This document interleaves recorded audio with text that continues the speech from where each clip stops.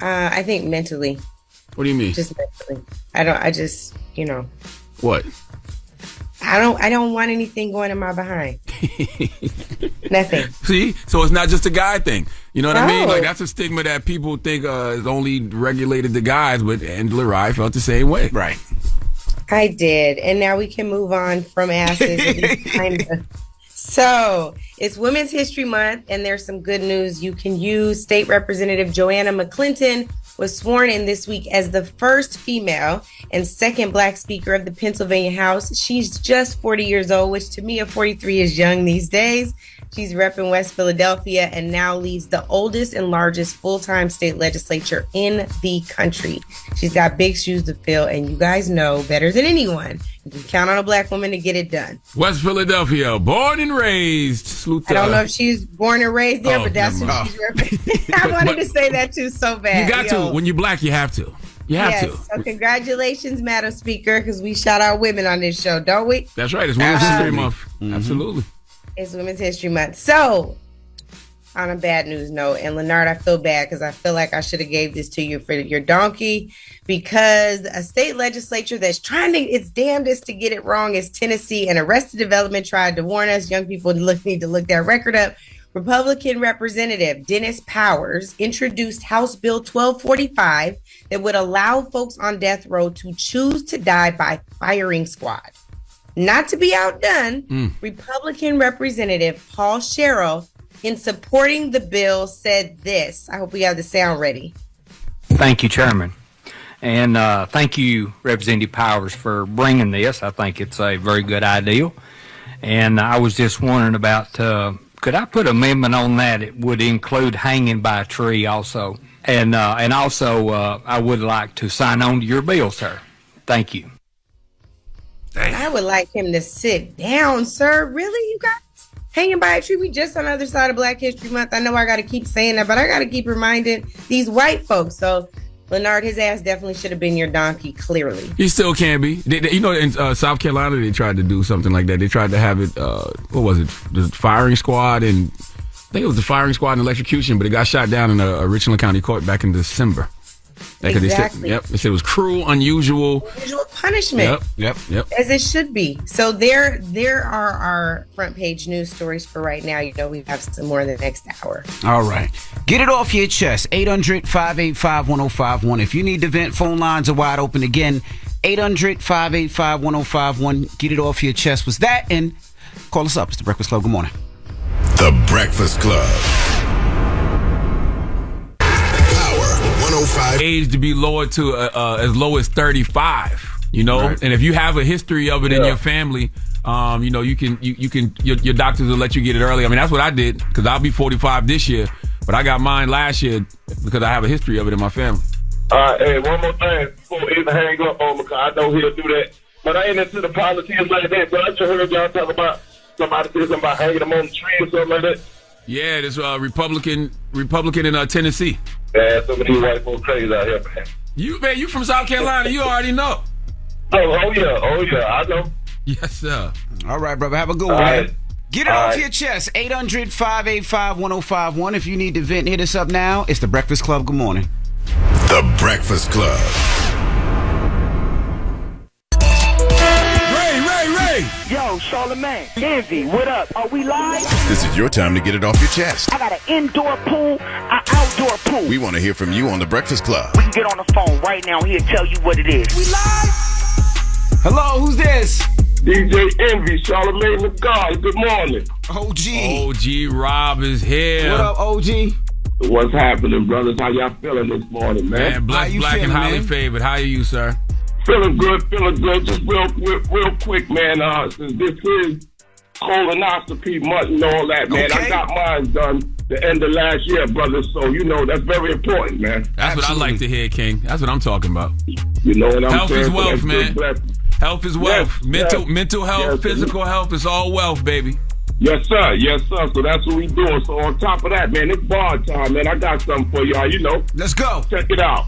I said, stay strapped for lyrical warfare. The underground prepare me with steps and what happens from here. Yeah.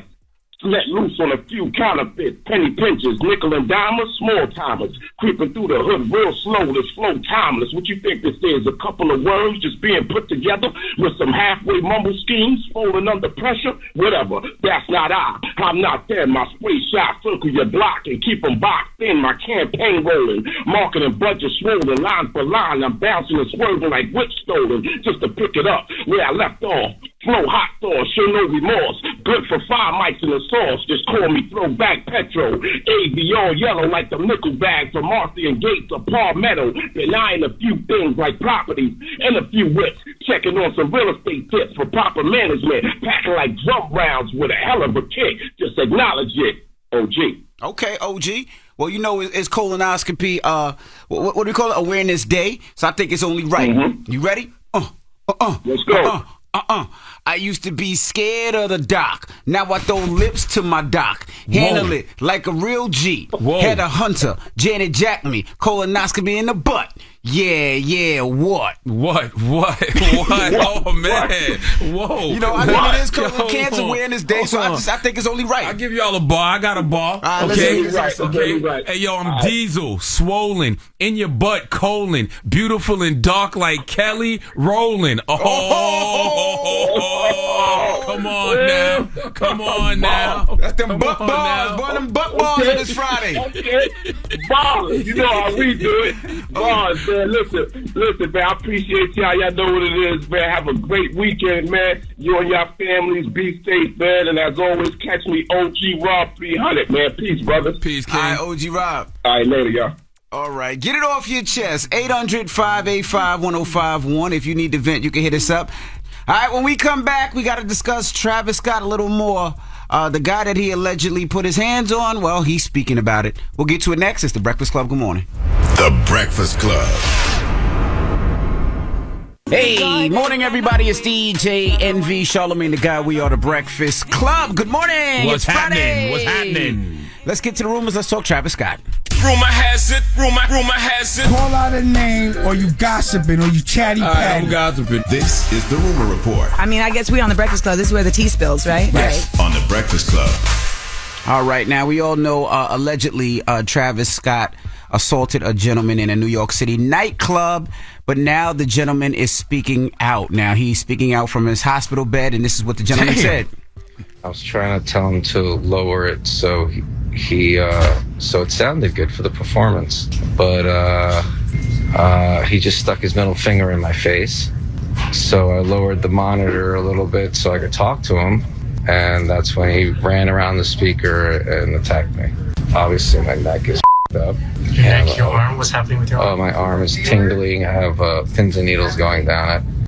Oh, man. Go. You know where he going. Hey, come on, man. You know My where he neck going with it. and my back. I slipped and I fell. I can't feel my legs. I can't feel my legs. You know where he's going with it.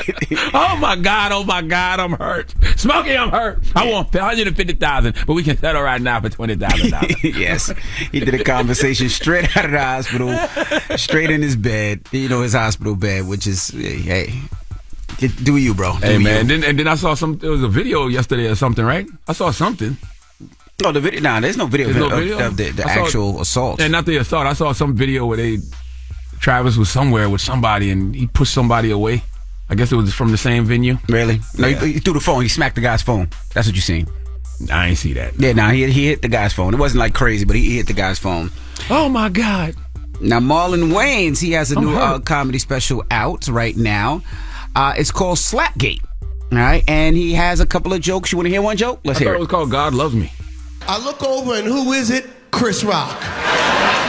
And this was Chris Rock before the money Chris Rock. Like, he looked up. He had a jerry curl, but didn't have enough money for all the grease. So it was like dry jerry curl, but he had a shag, so the grease would drip onto his shoulders. And he was like 3 different color black. I don't know what this. And it wasn't an even black. It was different. It was iridescent. It looked like eggplant black, you know, dull black. He looked like Charlamagne the God 3 years ago. Oh my God! Oh my God! Oh my God! My neck, my neck, and my back. Oh, I'm hurt. I want 150,000, but we can settle out of court right now for 20,000, Marlon. And it is called, what's the name of the special? God Loves Me. It's called God Loves Me. Salute to Marlon Wayans. I remember one time, this was years ago. This was about, this had to be like 11, 12 years. No, it was longer. This had to be like 14, 15 years ago. And me and Marlon Wayans was going back and forth on Twitter. And Marlon said, I look like a bruised eggplant. Boy, you talking about that? I think that might have been the first tweet that ever hurt my feelings. That hurt the feelings. A bruise? What the hell is a bruised egg? Think about what a bruised eggplant would look like. That's wild. That's wild. I can't wait to watch that this weekend. A lot of good comedy this weekend. Marlon Wayans, God Loves Me. Chris Rock this weekend too, right? The live one? The live one's not this weekend? I thought the live one was this weekend. I think it is. Did I make this up? Did I make that It's up? today. It's today. Yeah, it's today. No, not today. It's Tomorrow. Tomorrow. Now, he also talks about, of course, the infamous slap some more. I think she put a spell on that nigga. She had a Men in Black voodoo doll underneath her chair. Cause that motherfucker out of nowhere, he just changed his whole up. So we saw her roll her eyes up in her head, but that ain't what she did. She put a spell on him. She went, and the ghost of Tupac Shakur possessed Will Smith's body. And then he said, we're sorry. Yeah, so you can definitely check that out. God damn, man. And lastly, I wonder how Will Smith feels. Because he's like, damn, I just had to slap somebody for talking crazy about my family, and y'all keep going in. They keep going. It's not gonna stop. It's never gonna stop. Think about it. It was Eddie Murphy. Now it's Marlon. It's Chris Rock. It's not gonna stop. Well, like, did I not slap him hard enough? Should I have punched him? Should I have done more? Should I have kicked him? You're like, what should I have done?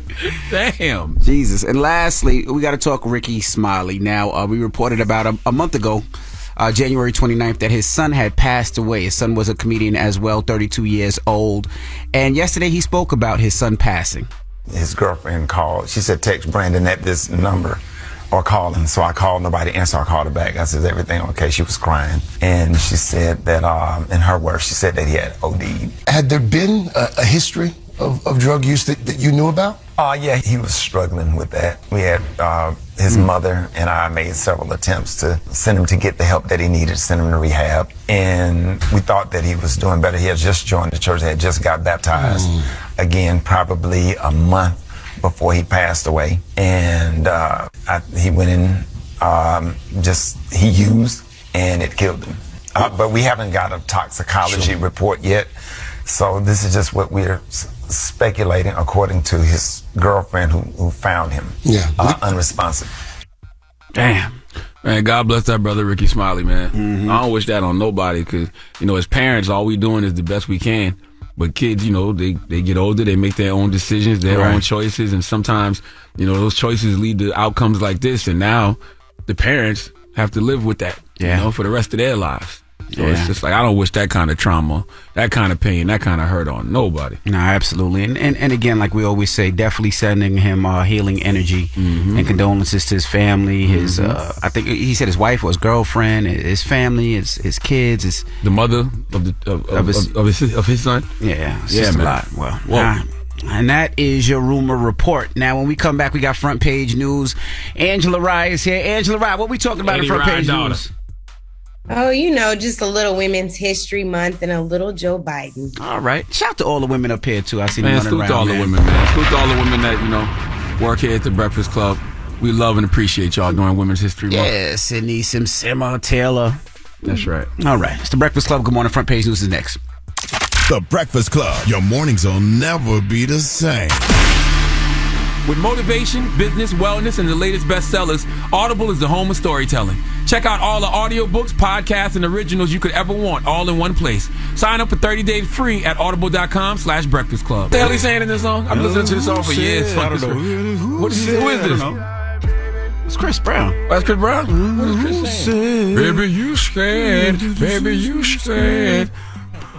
Colon Cancer Day. And that's definitely not what he's saying. All right, anyway, we are the Breakfast Club. Good morning. It's a Friday. And let's get in some and front page. And it would be bowling cancer for Chris Brown. Definitely would be bowling cancer. Bowling banter awareness. What's up, Ms. Rob? Hey, you guys. All right, happy Friday. So again, we know it's Women's History Month, and I just want to shout out again Representative Joanna McClinton, who was sworn in this week in Pennsylvania, the largest and oldest full-time state legislature. She became the first woman and the second Black Speaker of the Pennsylvania House. She is repping West Philadelphia. We want to congratulate Madam Speaker. And drop a speaking of bomb politics, What does a position like that mean, Angela Rye? well, she basically is the leader of the House of Representatives, which is the state legislature in Pennsylvania.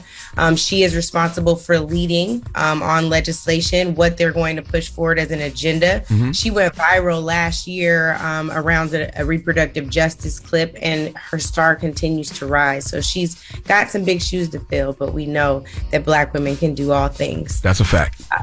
So, on the other hand, that was good news in politics. There is some not so good news in politics on the national level. We went from, we did it, Joe, to don't do that, Joe. President Biden reversed course yesterday, frustrating progressives, the Congressional Black Caucus, where you all know I used to work, and a large swath of the Democratic caucus by saying he will sign a GOP-led resolution overturning the Revised Criminal Code Act, which is a Washington, D.C. sentencing law that reduced penalties on a variety of criminal offenses.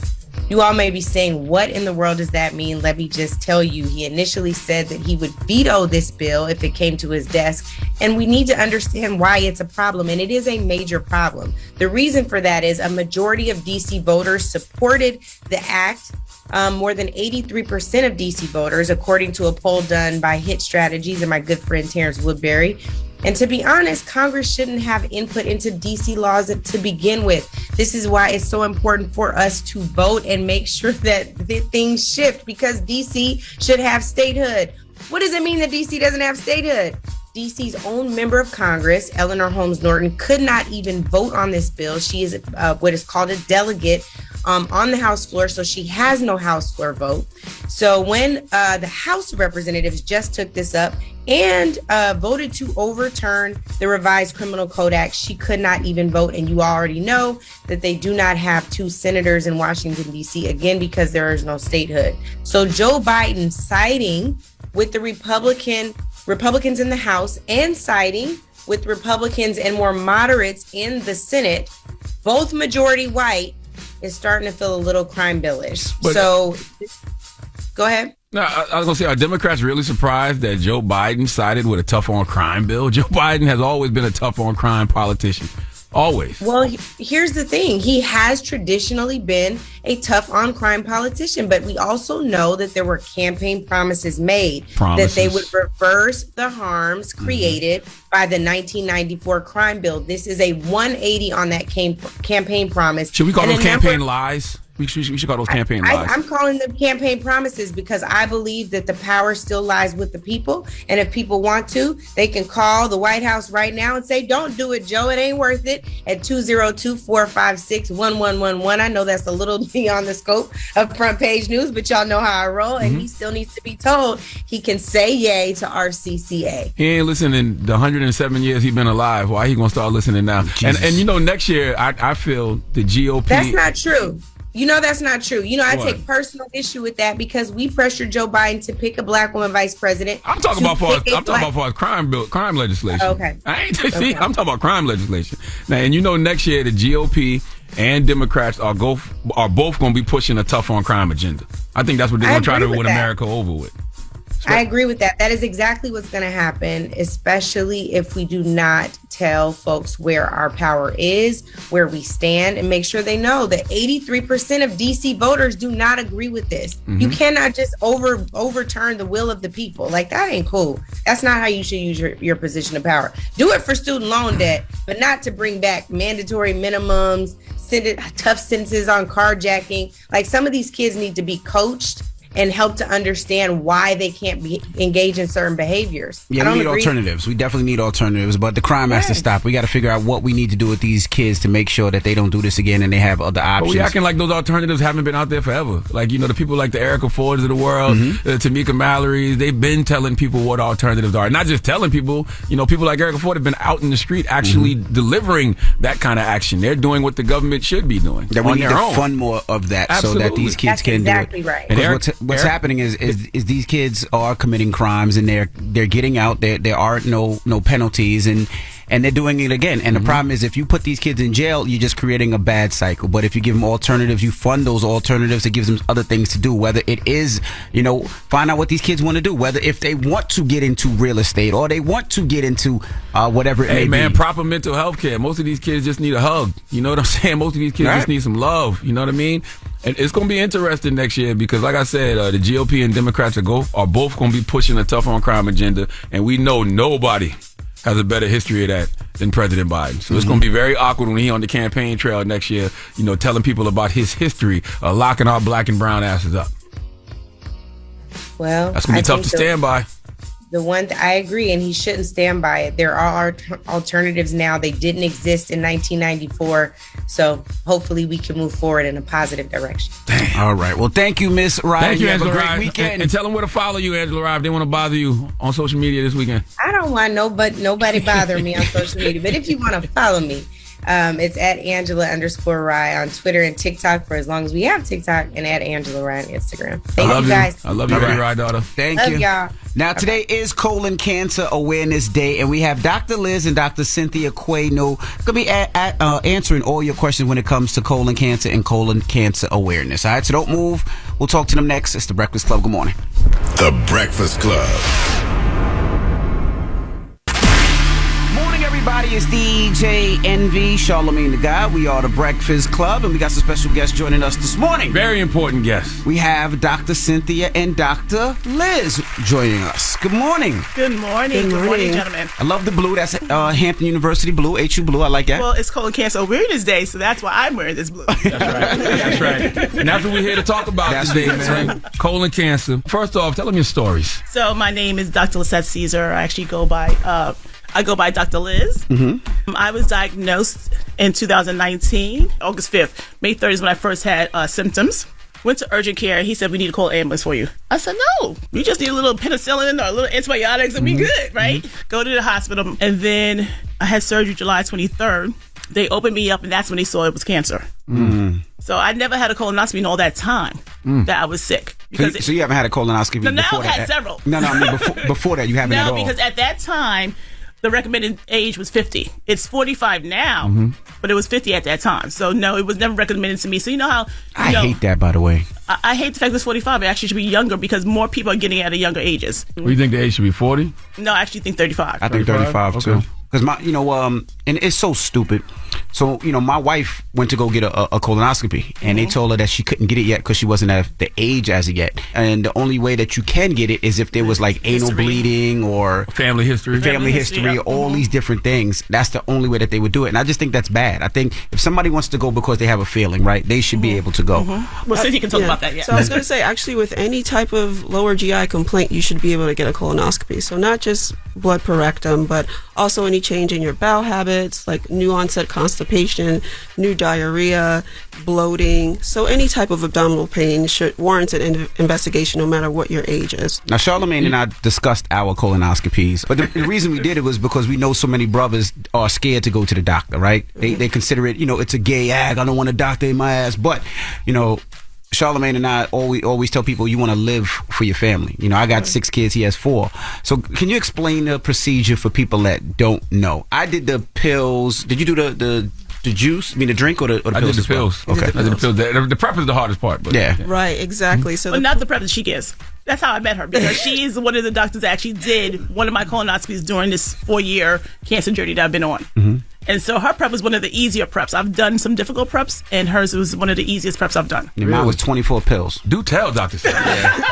So there's quite a few preps, but yes, the preparation is the worst part of the whole process. So usually the day before your procedure for 24 hours, you do a clear liquid diet fasting. So that's no solid food, tea, coffee without milk, Gatorade, ginger ale, chicken broth, water, Jello, and then you'll have a very detailed schedule. So you'll likely take half of it the day before and the other half about 6 hours before your procedure. And you're expected to have probably the worst diarrhea that you've ever had. Yeah. That's the whole goal of you preparation. poop Don't be flat in the morning. Right, you poop water, you lose about 2-3 pounds. Right. So the whole idea is to make your poop look almost like urine, right? Clear and yellow. So you're clean as possible. And that's so when the doctor goes inside, they can see everything. We don't want to miss anything.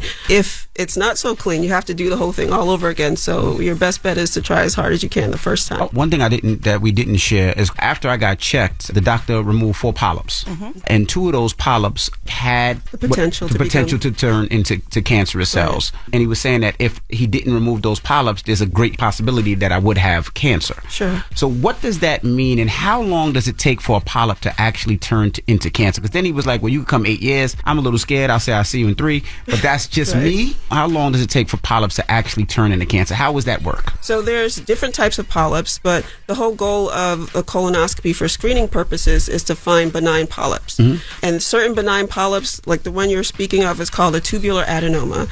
And there is a sequence of progression that a tubular adenoma can eventually progress to become a colon cancer. And that usually we think takes about 10 to 15 years. And so that's why the colon cancer screening surveillance is timed at 10 years mostly. So but what happens if it goes faster? Because when he said 8 years, I'm like, Doc, I need to see you in 3. I would have went every year. And not because I enjoy it, so shut up, but I would go every year because I'd rather be safe than sorry. Sure. I understand that. So, the timing is based on statistical data and also research, but I understand your concern, and there's no way to specifically say if you had a genetic proclivity, maybe it might go faster. It's difficult to tell, but the guidelines and the recommendations are made based on general data. So, is there any specific way to prevent colon cancer? Is it diet? Is it what is it? So what we found is that diets that are high in fiber, fruits and vegetables are helpful. Diets that are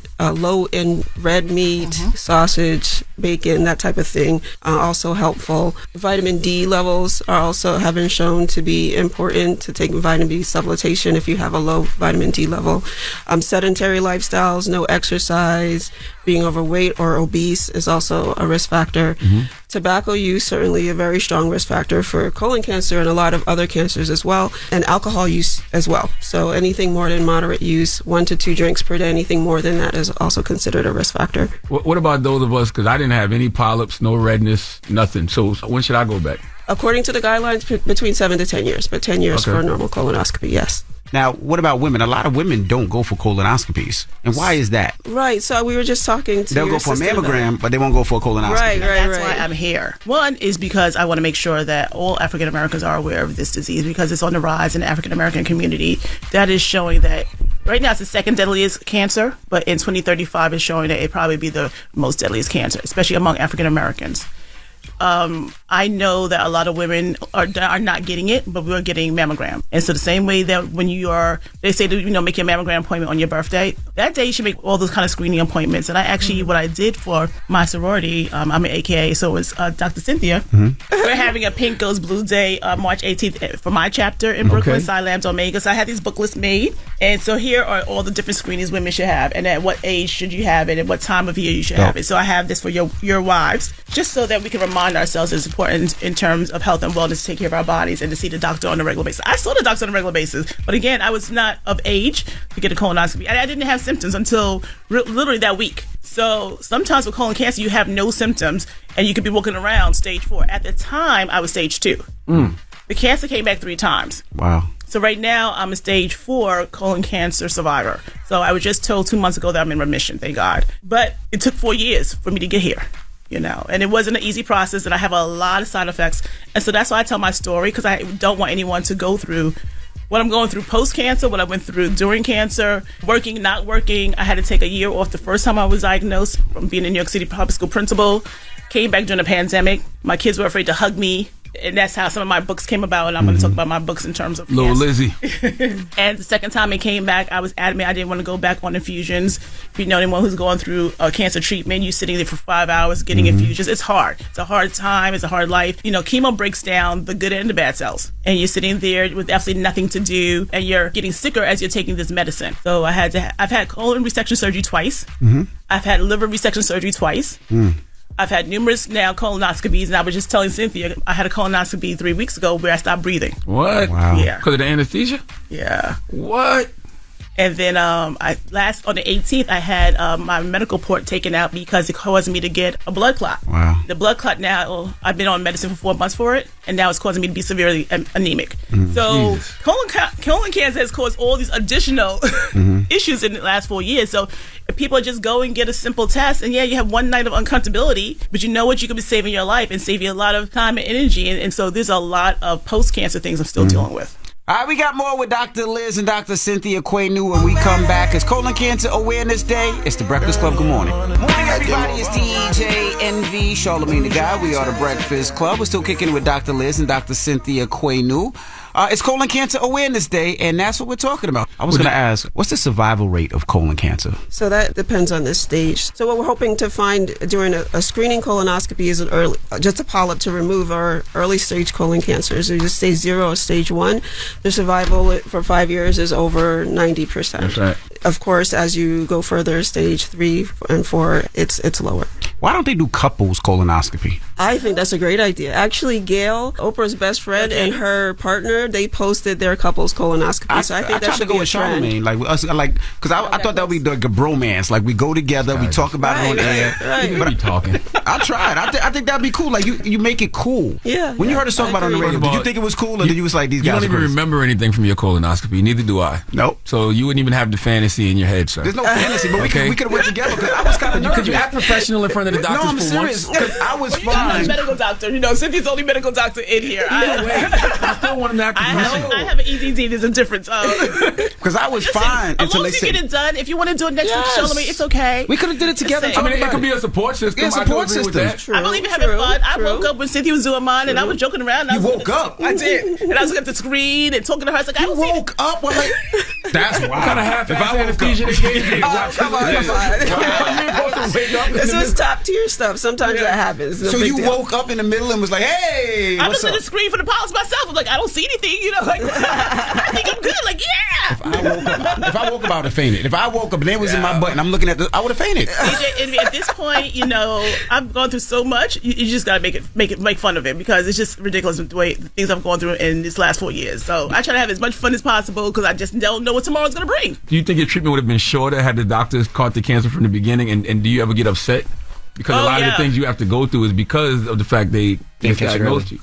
So when I learned I was misdiagnosed, of course I sought legal representation. I was ready. It's a different institution, so it wasn't Maimonides and it wasn't Sloan Kettering where I'm at now. Maimonides and Sloan Kettering have been amazing. So I'm not going to say the name of the institution because, you know, I'm here representing the Colon Cancer Alliance. They told me stop doing that. Salute to the Stop Colon saying Cancer that hospital Alliance. that, you know, misdiagnosed you. Okay. So, it wasn't me either. It wasn't. It was before I met Cynthia. Because it was only a few months, all of the lawyers said that I didn't have a case. But I was really sad and upset about that because I'm thinking, had I been told early on, that could have saved a few months out of this whole journey. Who knows where I would have been. You know, but you know, I'm just happy to be here and happy to be here to advocate early screening, and I'm hoping that eventually that the health departments and this government will realize that it needs to be lowered, and it has to be, you know, age 35. I agree. Question: why do they don't allow cameras? You don't have to answer this. That was a question. I don't even know if she can answer this. So, Charlamagne, I noticed you're not wearing blue today for Colon Cancer Awareness Day. Because hold on, when is it? It's today? Today's Friday. Damn. Yes. I'm gonna change. Give me something blue to wear. I brought gifts. Okay. Oh, thank you so much. So we appreciate you guys coming. Thank you so much. Hold on, we got to talk Little Lizzie books too. Yeah, well, I'm gonna tell you why you got these gifts because of Little Lizzie books. So, all three of my books were written because of my colon cancer journey, and they're all set in Brooklyn. Okay. And my girlfriend has a store called My BK Life, and I was like, listen, I don't know if they're gonna remember blue stuff, so give me some blue hats for My BK Life, there you go. so that they can wear some blue stuff. But I do have 3 books. When I was first getting chemo, I wrote Little Lizzie Learns to Read. I took a year off during that time from being a principal. So this first book is my love letter to my students in Mosaic, and it's about my reading challenges and overcoming those challenges with perseverance and grit and the love of family. And that literally was written while I was getting chemo back in 2019. Wow. And so the second book, when I said to you, I went back to work during the pandemic, and the kids didn't want to hug me. The kids didn't have any understanding what cancer meant. And so I quickly wrote Little Lizzie and the Big Blue Parade to give them an understanding about cancer in terms of a children's book. I first did a research on cancer books for children, and I bought everything I could find on Amazon, but most of the books were of Caucasian children or of teddy bears. I'm not a fan of teddy bears getting sick, and showing, those kind of things in terms of being sick. And I wanted a character that looked like me. So I said, okay, so now Little Lizzie Part 2 is going to come out. And that's how Little Lizzie and the Big Blue Parade came out. And that was pretty much right after the first one, because they both came out the same year. And this book, my third book, came out in October during Anti-Bullying Month. I was bullied in high school. I was told I was fat and overweight, and my cousin Lori and I went to school from pre-K all through high school, and she was very skinny, so we were called hamburger and french fry. And so I wrote Little Lizzie, her cousin Lori, and the not so bucket filling friends, because bullying is a huge situation in schools today.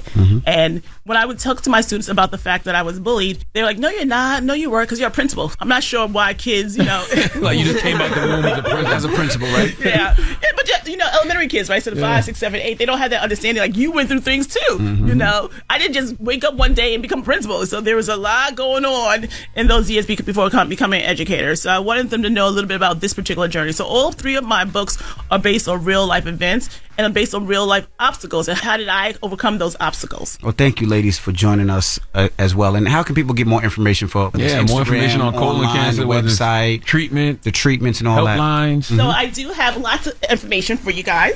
I feel like we need to make this a regular thing. Like, it can't be just like on Colon Cancer Awareness Month or Colon Cancer Awareness Day. Like, sure, I feel there's like we a need lot to have of these other conversations issues. a lot more often. So going to the Colon Cancer Alliance website, there's a quiz on whether or not you should be screened. There's definitely information. You can go to quiz.screen.org, which will lead you to the Colon Cancer Alliance page.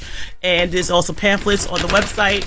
And of course, on my social media platforms, I talk about colon cancer all the time. I'm on TikTok, I'm on Instagram, I'm on Facebook, I'm on Twitter. Usually my handle is LizBC1908. And so definitely you can find information there. And information about my book is on littlelizzie.org. Gotcha. What's the most important thing you want people to take away from this conversation? To get some type of screening done. Okay. Age 45, if you have no family history, if you have symptoms, it doesn't matter what age it is, discuss your family history with your loved ones, because a lot of us don't know. We don't like to talk about the C word, right? So if your first degree relative, your mother, father, sister, brother has a history of colon cancer, that drastically changes the age at which you should have your first screening. It would be 40 or it would be 10 years earlier than the youngest affected person in your family. That's a big deal. I would encourage everyone to get screened. And before we leave, can I just ask that your listening audience reach out to Governor Kathy Hochul and ask her to make March officially Colorectal Cancer Awareness Month. It is not in New York City. It is in New Jersey and other states, yes.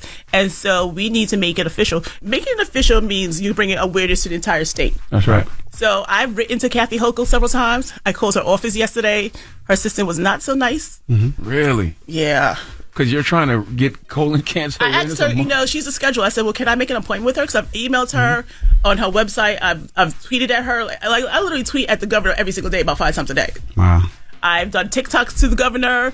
There is no response. And they said that they do have the proclamation request in the system. Wow. So what are you doing with the request? So I said, well, can I get on her schedule? My goal now is just to go to Albany probably next Tuesday, just kind of wait out there. I'm praying I don't get arrested because I don't have any bail money.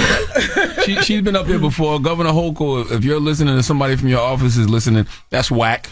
Okay, we need to make, colon cancer awareness? We need to make it official that March is Colon Cancer Awareness Month in the state of New York. Word. All right, well, Dr. Liz, Dr. Cynthia, thank you so much. It's the Breakfast Club. Good morning. Yo, man. Yada, yada. Your hips ain't stiff because you making them like that. Your hips are stiff because they just stiff. What are you talking about? Okay? Morning, everybody. Going on here. We are the Breakfast Club. It's a Friday! It's definitely Friday, man. And you know what? Today is a good day for you to get your tickets for the first ever Black Effect Podcast Festival happening April 22nd in Atlanta, hosted by myself and my good sister, Jess Hilarious, man. It's a day of music and live podcasts, incredible food. We got the Black Effect Marketplace featuring local businesses. We got some of your favorite podcasts like the 85 South Show, Horrible Decisions, Carefully Reckless, Big Facts, Checking In with Michelle Williams, Reasonably Shady, and a whole lot more on Saturday, April 22nd in Atlanta. Tickets are on sale right now, and you can go to blackeffect.com/podcast festival to learn more. But go get your tickets for the first ever Black Effect Podcast Festival happening April 22nd in Atlanta. Absolutely. ATL, shorty. All right, now shout out to my kids. They're in the car right now. I just spoke to them. So good morning, guys. Have a great day at school. Which ones? The youngins or the oldest? The youngins. So and shout out to everybody, all the kids in the school, right? All the kids in the car right now heading to school. You guys have a great day. Yes, it's Friday, so enjoy it. I don't know why y'all parents be letting. Well, today is the day for y'all to listen, but I don't know why y'all parents be letting y'all listen. Okay, this is adult content. All right, don't say that. It is adult content. We still want the parents to listen. Of course we do. You know what I mean? But put the kids' headphones on or something sometimes. Yeah. You know? Because today is Friday, and you know what that means? It's Freaky. No, it's not Freaky Friday. No, today isn't Freaky Friday. No, it's not Freaky Friday. Some people think, going to get a colon cancer screening is freaky. Why? I don't know. You know what I mean? No, we had the screening and the procedure. We did. Yes, we had the screening and procedure. Salute to Dr. Cynthia and Dr. Liz for pulling up to talk to us about colon cancer awareness month. And go get checked, man. Yes. I don't want to hear anything about. There should be no stigma around staying alive.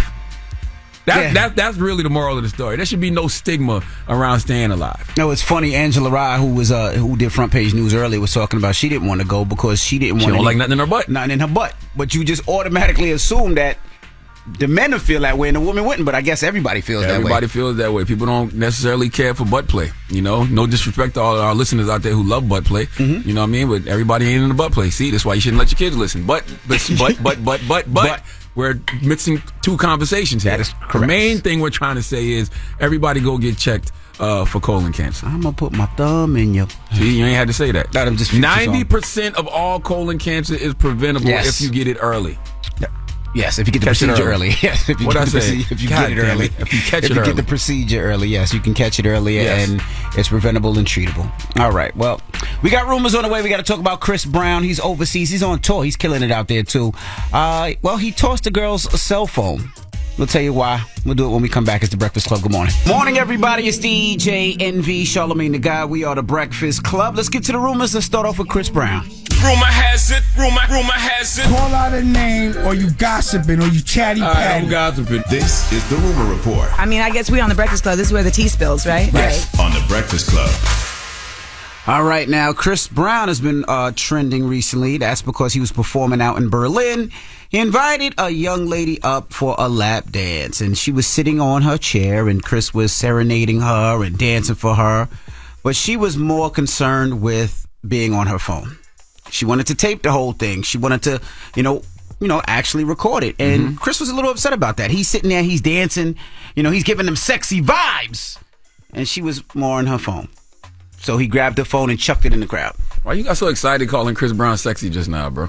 I said he was giving sexy vibes. I didn't say he was sexy. I'm shocked that Chris isn't used to that, though. Because, that's Chris' whole era, right? Like, Chris how old Chris? Chris a young boy. Yeah, but still. But if he brings somebody on stage and he's dancing, you want to be in the moment. You don't be on your phone. That is not true. You have to know that if you bringing somebody on stage in 2023, they pulling out their phone. The whole crowd they on is stage taping. with Chris Brown. I don't care. I need to get this for myself. No, the whole I need crowd my own is taping. footage. Enjoy the moment. There is no such thing as enjoying the moment for these kids. I agree with you. No. But for these kids, this is their moment. No, okay? no. Think about when you go to these contests and these shows, everybody watching things through their phone. That wouldn't. I don't know. I'm just shocked that he was surprised she pulled her phone out and recorded. Well, he chucked her phone into the crowd, and people were upset about that. Said he could have just put the phone down. He could have took the phone, but she did get her phone back. But I get him. I feel him. I bring you on stage. I'm dancing for you. No.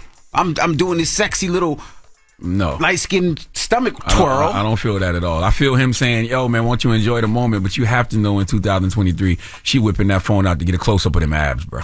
Well, the young lady got her phone back, so people were talking about that. Now, that was an overreaction by Chris, by the way. Now, or maybe he just got excited. Maybe he got caught up in the moment. Maybe.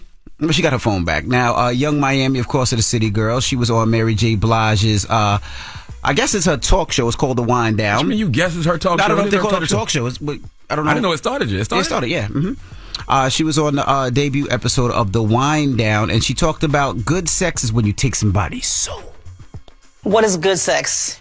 Soulful sex. It's like me is head. It's heart. It's a connection. I gotta have a connection. That sound like I Young think Miami. good sex is like when you take somebody's Taraji. soul. Like when you feel like I love you, I can feel you. Like it's just. I agree. Because I think the orgasm is deeper. It comes from way deep down inside somewhere. First of all, I can't do it if there's no connection. Like I tried it.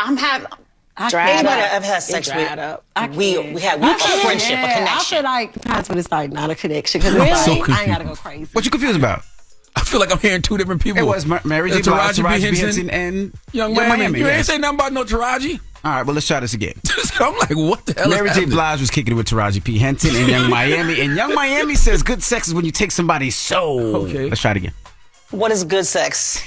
Soulful sex. It's like me is head. It's heart. It's a connection. I gotta have a connection. Me too. I think good sex is like when you take somebody's soul. Like when you feel like I love you, I can feel you. Like it's just. I agree. Because I think the orgasm is deeper. It comes from way deep down inside somewhere. First of all, I can't do it if there's no connection. Like I tried it.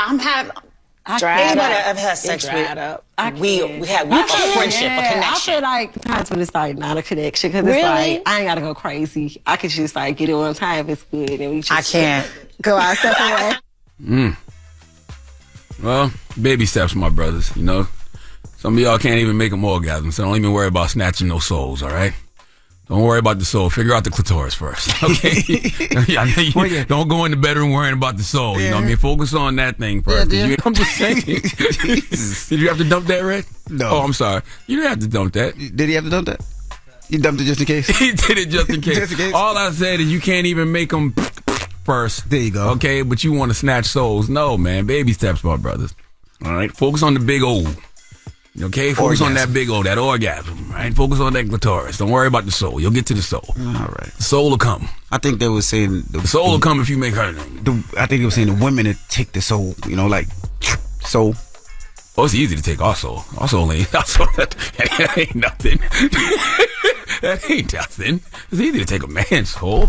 You know what I'm saying? Come on, man. I can go to the bathroom and take mine right now by myself. What is wrong with I'm just saying. It's Freaky Friday! I'm just saying, What's bro. wrong with you? All right. I'm just saying. All right. Well, that is your room report. Who are you giving that donkey to? Man, 4 after the hour, we need Paul Sherrell to come to the front of the congregation. We'd like to have a word with him, please. All right. Who is that? Oh, he's a state representative from Tennessee. All right. Yes. We'll get to that next. It's The Breakfast Club. Good morning. The Breakfast Club. Your mornings will never be the same. The Voice returns with a season so amazing it gets a 4-chair turn. 1. Blake Shelton's final season. 2. The return of Kelly Clarkson. 3 and 4 new coaches, Chance the Rapper, and Niall Horn. The Voice returns Monday and Tuesday on NBC. This is a miracle. There is no question that there are problems in this country between police and community. Yes, you are a donkey. To the latest on that police killing of a black man. Now to new developments in the deadly spa shooting rampage. And yesterday was a really bad day for him, and this is what he did. And so we are in a state of emergency. Okay, white supremacist violence is and always has been the number one threat to our society. But I'm also very proud that my wife was white.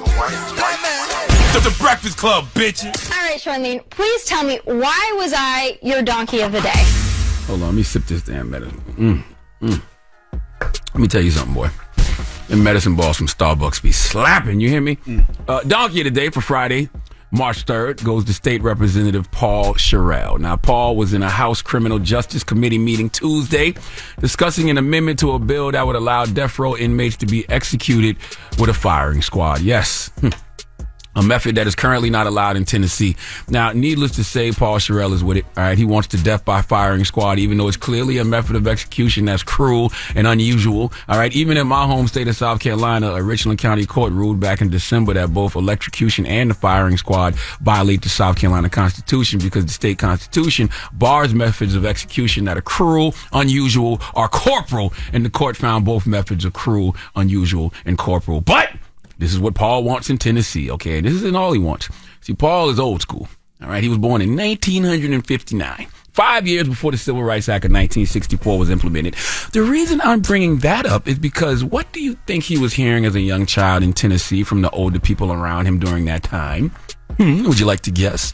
What do you think his father, his grandfather, what do you think they was instilling in young Paul's head? Do you think they was telling him about the good old days when lynching was a public spectacle, a celebration of white supremacy? It sure sounds like it, okay? Because Paul not only wants to see death by firing squad implemented, he added something else to the menu. Let's go to News Channel 5 Nashville for the report, please. All right, it's February 28th. Welcome to the Criminal Justice Full Committee.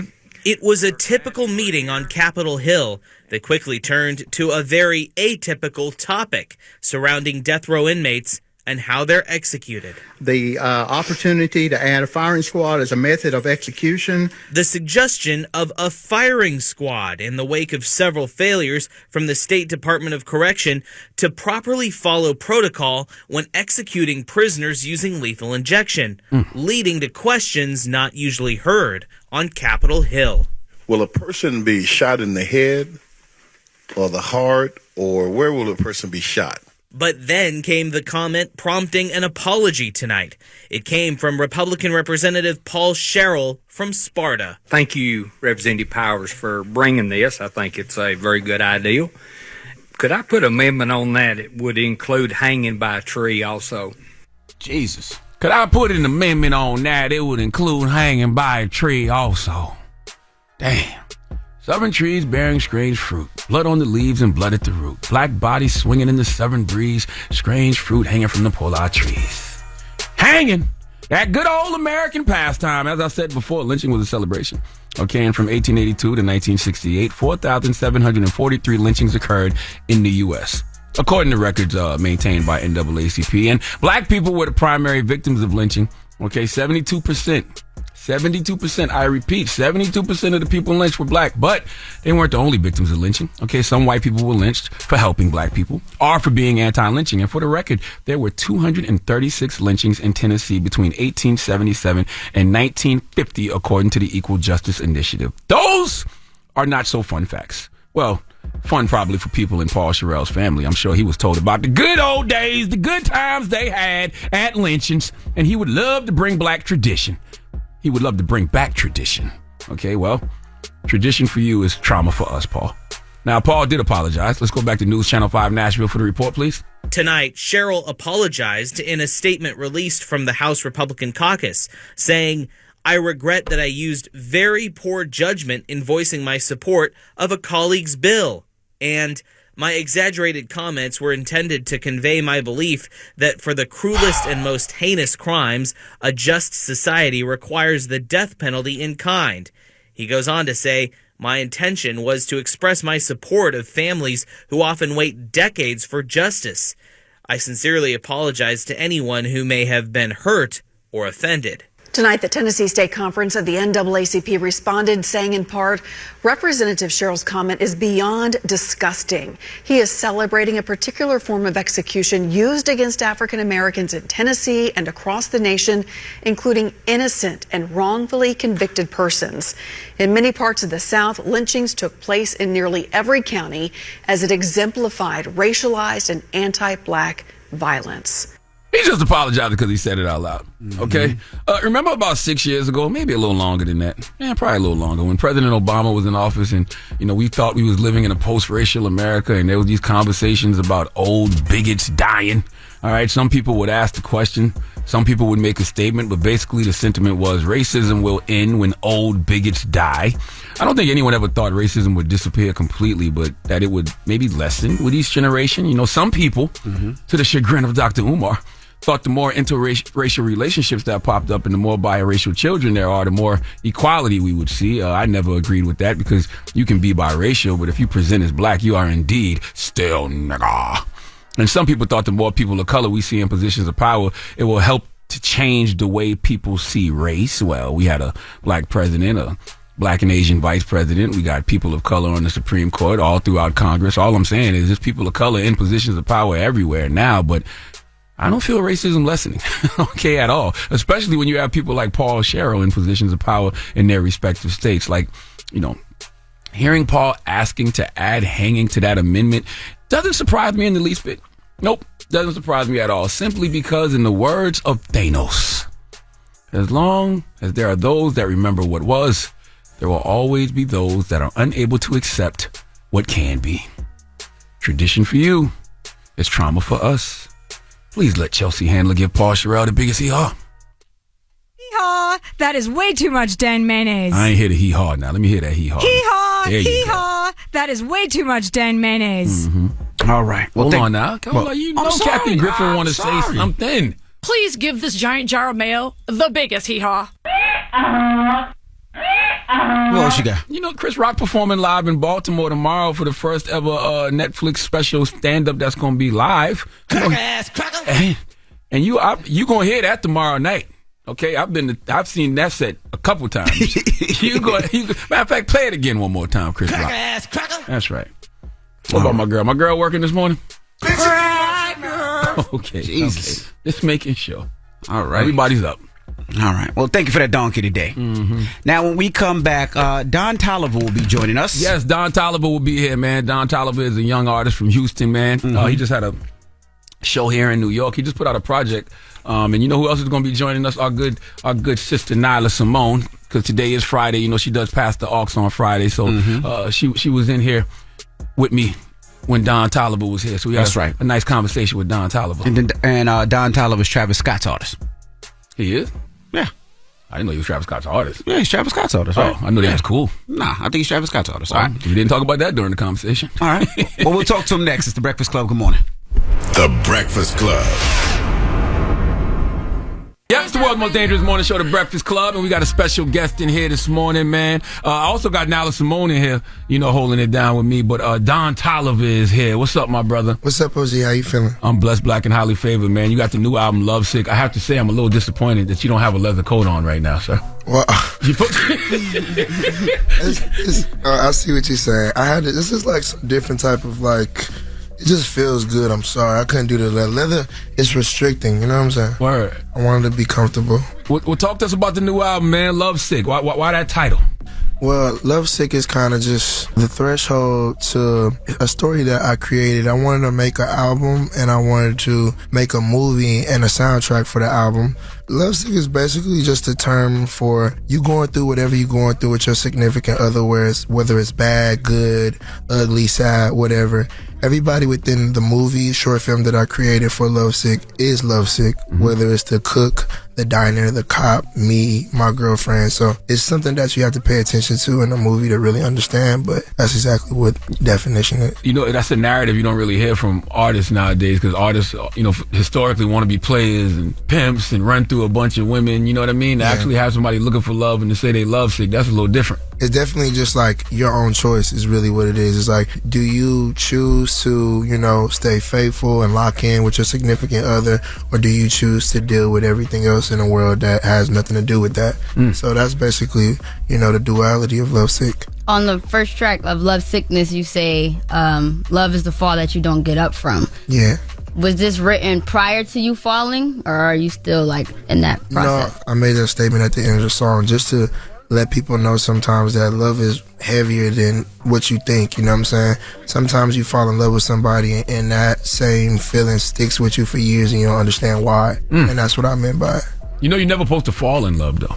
Really? Because when you fall, anytime you fall historically in life, you get hurt. You're supposed to grow in love with people. That's why I said falling in love is the one fall you don't get up from. You still down? Yeah, 100%. Yeah, I'm still down for sure. Down for the count. I feel like down makes it sound like bad. When you're actually in a good spot, it looks like. I'm in a good spot, but I mean, it's just like, we all, when you're in a relationship, sometimes it's not like peaches and cream, you know what I'm saying? Sometimes that gets, y'all busy, y'all schedules conflict, y'all might be arguing about the littlest, the dumbest things, That's real. It's like a lot of stuff that goes on that makes a relationship tougher than what it is sometimes. I really like and let her go when you're like, I think I'm really here for once. Is that what your relationship with Callie feels like? Like, is this the first time you feel present with your partner? 100%, more than I've ever been with somebody, for sure. I'm just way more invested into my relationship than I've probably been in any other relationship.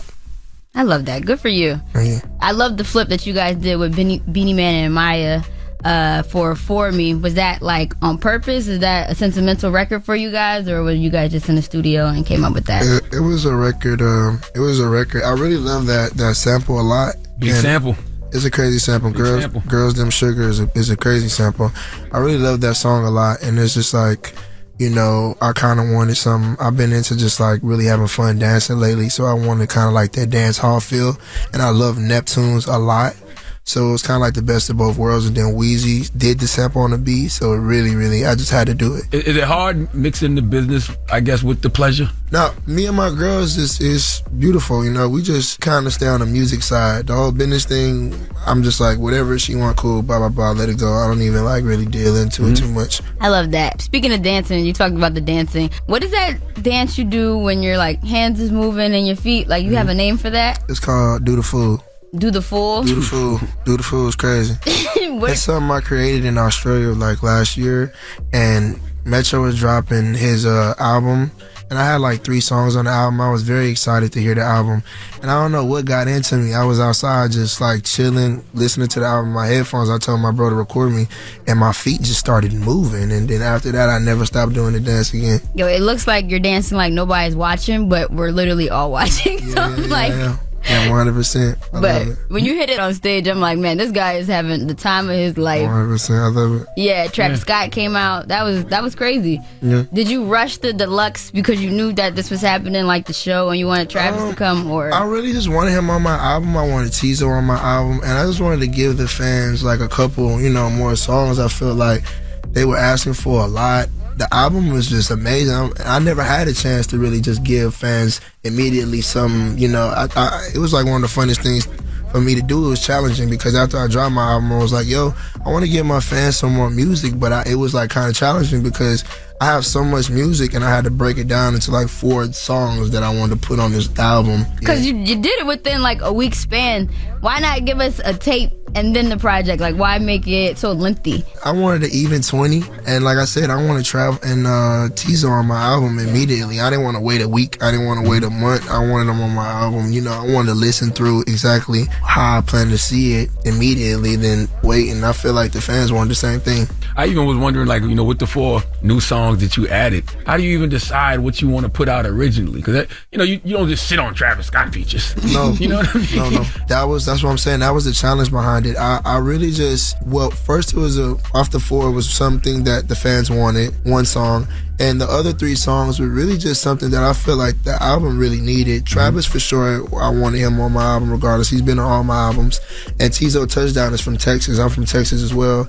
And I always like to highlight, any artist coming out of Texas doing whatever they possibly doing, and I felt like it was the perfect opportunity to let him go up on the album as well. Mm-hmm. How would you define yourself as an artist? Because I listen, I'm like, well, is he R&B? Is he rap? I would just say it's R&B soul with just a little twist of what I got going on. I deal heavy into the R&B and the melodics of things a lot, but I definitely just like to get off some bars here and there too. I don't like to, I feel like if I can do it, why not do it? A lot of people are still expecting you to drop Rolling Stone or the joint with Baby Keem.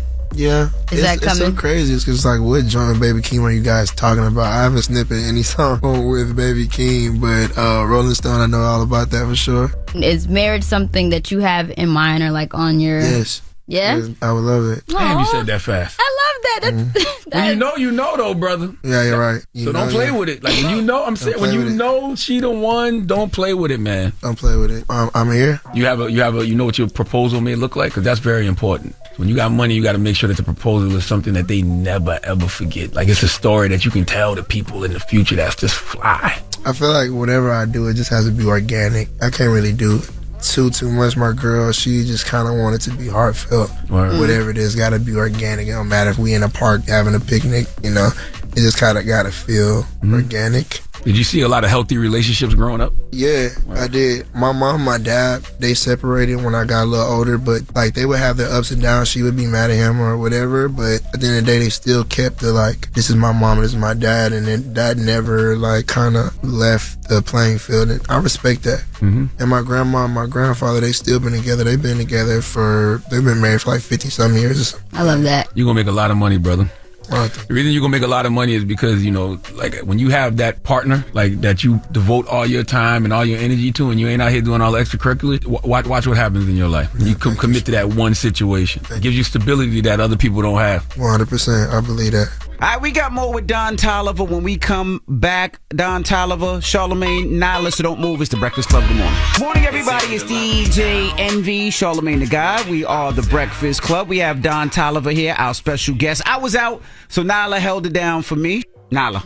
On Go Down, you have this line that I have a bone to pick with you about. You say, 25, the life of certified lover, keep me cool, she keep me cool undercover. Backseat, I never used a rubber. That's what you promoting? Mind your business. That's my girl. Now ask her, Don. Right. First of all, this is I asked the question. Ask her. Silly. You're silly. And then company. Man, this is the third company you've given us. Each company is like a classic.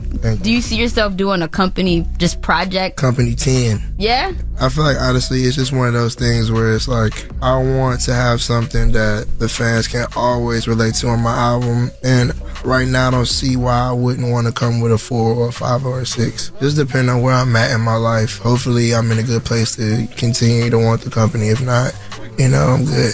How did you pick your features? I like the range of features. You go from Glorilla to Justin Bieber to WizKid to Charlie Wilson. Like, how do you decide who you want to collaborate with? That's kind of like, it's kind of like a wide variety of like the industry, and it's kind of like all my favorites from like all those little pockets. I love Toro, I love James. I'm a fan of Glow. I'm a fan of Dirk. Future's inspired me my whole life. Travis, you already know about that. Tizo Touchdown's a legend. Tisa Korea is another Houston legend. All these pockets of artists, I really just respect them, respect their craft. Just happy to have them on my album, you know what I'm saying? And be able to like collaborate with those guys. I always wonder how you and Travis, growing up for us, Houston always had a specific sound. You know what I mean? Like you knew what Houston sounded like, but you and Travis kind of like broke that mold. Was that intentional or? I say in my heart it was intentional. Travis, when I seen Travis gave me the hope when I was doing like all my little underground stuff back home, because he was the unicorn in Houston that was like doing something abstract, and I felt like I was doing the same, but I didn't have, when I was really like, that's what really just put me on in the city and had people looking at me different, because I was doing something different. Yeah, we are known for the traditional, you know, Houston rap, but at the same time, there's a lot of great creatives out there that do a lot of different things, you know, and I was able to kind of cut through because it was different. And that will help me. And I think people in the city kind of just need to realize that, you know, a lot of people are doing a lot of different things. Don't let me take away, but staying different is always the goal. And only after a week, they already knew all the words, like dancing. It was a great reaction. But my favorite record on there is absolutely, well, it kind of changed between Leave the Club to now the Brent Faiyaz joint. But what's your favorite record? If I had. Why? I had with Charlie Wilson. It's just a legendary moment. I love Charlie. I think Charlie is amazing. And he's just like a dope guy. Justin Bieber, who wrote his verse, man? I know he ain't right about no damn double cups. Yo, you know, me and Justin, we was just in the studio, dude. We was in LA in the studio. Dude was in there with a red rollerblades on the mic. We back and forth, like, we just like on the mic, and I'm just wondering, because he had a lot going on at the moment, and it was a certain couple things I really wanted him to touch bases on, especially like when, you know, he come back to the city, Houston, like So, but Justin was really going crazy, though. I'm not going to hold you. He was feeling the vibe. I had him just in his mode. Mm-hmm. So. Did he record that before Future, or? He recorded that before Future. Mm. Yeah. Now, you got the Lovesick short film on Amazon Prime, too. Yes, sir. Why did you know this needed a film, a visual to go with it like this? Honestly, I was just tired of, one, I wanted to shoot a movie for my album. Mm-hmm. And two, I was just kind of tired of doing the traditional video type thing. I love music videos, but I wanted to give my fans like another visual aspect of how I felt the music should be like, played through. Mm-hmm. Aesthetically, it's given like 70s. Like, what was the late 70s? The whole inspiration came from Studio 54 and like disco culture. I kind of like started there, and it turned into like everything else. The cocaine was way purer back then, man. Word up. How you know? I heard about it. Mm-hmm. I'm not that old. You going on tour with Future, right? Uh-huh. What, one big party tour? One big party tour in March, starts March 9th. So what you gonna do? I'm gonna go crazy. How you gonna keep in touch with family? You gonna bring some of them on the road with you, or? See, this tour is like weekends. It's like kind of spotty. It's not every day. So, I'd definitely be able to bring my family out, pull up, but it's not nothing too crazy. All right. Well, listen, Nyla got a segment on this show called Pass the Aux, where she plays new music every Friday morning. Yes. So what y'all want to get into off the new Lovesick album? Play Embarrassed. Let's go with Embarrassed Red. Why you feel that energy this morning? Why? I haven't stopped listening to it since it dropped. Okay. I love that song. We performed it. It was just amazing. Yeah, the Travis record, everybody's on it. Let's get into it. And it's your segment now. If you want to play more than one Don Toliver record, you can. I got to spread the love. Okay. I only got three tracks. I got to spread the love, but we got you in there. Let's get into it. Here's Embarrassed, Don Toliver, Travis Scott. The Breakfast Club. Where did y'all record that? Because I know you guys be all over the world recording together. I recorded that, I feel like, in LA. Yeah. What was it like in that studio session? How'd y'all come up with it? I was like, this is one of those moments where I just love Weezy's beat. Weezy did that beat, and I don't know, when I hear a Weezy beat, it just kind of puts me in a certain mode. That particular 808 and snares kind of puts me in a mode with those, and it just kind of happened. One of those things that just happened, super organic, just kind of came out. So when that Don Toliver, Travis Scott, Best of Both Worlds album dropping, I know y'all got a collaboration project dropping. I hope sooner than later. But y'all, so it's done. No. Oh. Y'all got a lot of music together, I'm sure, though. Yeah, we got some tunes. Yeah. Is that something in the works? Like y'all have thought? Yeah. It's a no-brainer. Yeah, it's a no-brainer. It's such a no-brainer. It's just like, one day we're gonna press that button and get to work. But right now we just got records and whatever we just trying to get off our own right now, get it going, and then boom. Who's pushing for it more, you, Travis, or Sycamore? Probably me. Okay. All right. Well, thank you, Don. Nyla, what else we got on Pass the Aux this week? All right. Next, we got a joint off Key Glock's new project called Randy Orton that I've had in heavy rotation. Let's get into it. Key Glock so hard, man. Yeah. Key Glock make me not want to act my age. Key Glock make me want to throw the hoodie on. Key Glock is hard. When Key Glock come in the Breakfast Club, man, salute to Key Glock. Them Dumb and Dumber projects. Him and Young Dolph were some of my favorite projects, man. Absolutely. Salute to Key Glock. Yeah, for sure. Glad he's back at it. And then lastly, I have a new artist. She's the first artist signed to Diddy's Love Records. Oh. Her name's Jazzy. She's actually a songwriter. She's penned for like SZA, Mary J. Blige's new project. So now this is her coming out as her debut artist project. And this record is called Alone. Man, you can't escape Jazzy. I mean, you hear Jazzy. I see her on Instagram all the time. I see Diddy talking about her all the time. I see Ivy Rivera talking about her all the time. Salute to Ivy. So you really can't escape her. Where's she from? I think she's from Memphis. Memphis don't miss. Yeah. Memphis really don't miss, man. We do not give Memphis the respect it deserves as a hip-hop R&B hub. At this point, it's a hip-hop R&B staple in our culture. When you think about all the great hip-hop and R&B that has come out of Memphis, man. More hip-hop than R&B, though. I feel like Jazzy's the only R&B I know right now. Nah, K. Michelle, but I mean, then it's older school artists. Okay. That I can't remember right now. Who from Memphis that's R&B? Eddie? Oh, let's look that up real quick. When I think Memphis, I automatically think Dolph, Gotti, That's because you Glorilla. 7 years old. Oh, man. Hold on, because I think all them people too, but then I think 3 6 Mafia. Yes. You know what I'm saying? Hold on, man. Al Green. All right. Ann Peebles, Wilson Pickett, Rufus Thomas. Okay, Rufus. Aretha Franklin? Aretha Franklin? Aretha Franklin ain't from no Memphis. Hold on now. Let me see. Where you getting this from? That's Wikipedia. I pulled up Memphis R&B singers. I thought Aretha Franklin was from Detroit. I thought so too. Hold on. Let me look up Aretha Franklin. Now y'all got me tripping. I got to make sure. I thought Aretha Franklin was Detroit all day. Hold on now. Damn, she was born in Memphis. Wow. Yeah, but Detroit claims it though. But either way, Memphis, salute to y'all, man. Y'all have done a lot for hip-hop and R&B culture, man. All right? Now we got the People's Choice Mix coming up next. DJ Envy's People's Choice Mix. I'm not going to lie to y'all and tell y'all to call in and request songs because, Envy already has the mix done. But y'all can listen. It's The Breakfast Club. The Breakfast Club. Your mornings will never be the same. Our audible pick of the day is Reinvent Your Life. Mel Robbins is back to help you dream big and take more control over your life.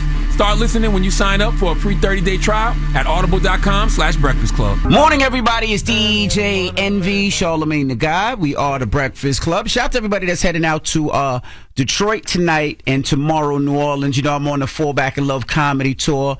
That is with August Alsina, Trey Songz, Monica, Mario, Jacquees, Little Duval, and a host of comedians. That's the R&B Legends of the Street tour. That's pretty much what it is. And it's a lot of fun, man. It's grown, it's sexy, it's a lot going on. So shout out to all the comedians and artists on that tour, and I'll see you guys tonight. That's right, man. And listen, I want to tell everybody, make sure you get your tickets for the first ever Black Effect Podcast Festival. It's happening April 22nd in Atlanta. Tickets are on sale right now at Ticketmaster, wherever tickets are sold. It's hosted by myself and my good sister Jess Hilarious, and you have the opportunity to come see some of your favorite podcasts live, like the 85 South Show, Horrible Decisions, Big Facts, Checking In with Michelle Williams, Reasonably Shady with Giselle and Robin, and a whole lot more. Saturday, April 22nd in Atlanta, man. Tickets are moving. You hear me? So make sure you get yours. Go to blackeffect.com/podcast festival to learn more. It's going to be food. It's going to be music. We got the Black Effect Marketplace with a bunch of local businesses from Atlanta. We're going to have, merchandise for all the different podcasts as well as the Black Effect. So Saturday, April 22nd in Atlanta, man. The first ever Black Effect Podcast Festival. Go get your tickets now. All right, when we come back, we got the positive note. It's The Breakfast Club. Good morning. Morning, everybody. It's DJ Envy, Charlamagne the Guy. We are The Breakfast Club on this Friday. Now, Charlamagne, you got a positive note? Yes, I do have a positive note, and this positive note comes from the good sister Nadra Glover Tawwab. Nadra has a new book out called Drama Free, a guide to managing unhealthy family relationships, and we had a great conversation, not only on the Breakfast Club this week, but at the Bell House in Brooklyn, New York. It was a sold-out event. People came out to see Nadra because they love Nadra. They love her first book, Set Boundaries, Find Peace, and they're going to love this new book, Drama Free. So I want to say a quote from Nadra because I love this quote. And Nadra Glover Tawwab says, the ability to say no to yourself is a gift. If you can resist your urges, change your habits, and say yes to only what you deem truly meaningful, you'll be practicing healthy self-boundaries. It's your responsibility to care for yourself without excuses. Breakfast Club, bitches! Y'all finished or y'all done?